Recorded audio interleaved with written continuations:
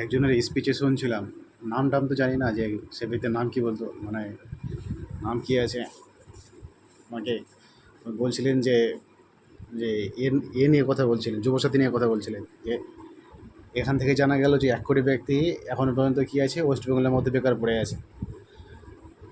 কিন্তু কথাটা হলো যে ওয়েস্ট বেঙ্গলের মধ্যে তো 1 কোটি ব্যক্তি যুবক যুবক মানে পড়ে আছে।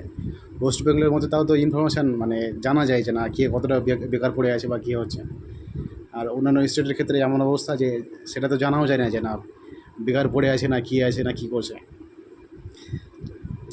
এমনটা না যে জানাও যাবে না, জানবে, কিন্তু কথা হলো বিষয়টা যে সব কিছু সিস্টেমের মধ্যে মানে চাপা পড়ে যায়, যেখানে ফলে ভালো কিছু কোনো কিছু জানা যায় না।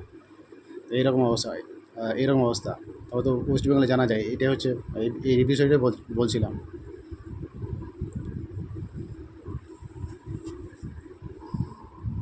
ঠিক আছে, গুড বাই। জয় হিন্দ, জয় ভারত।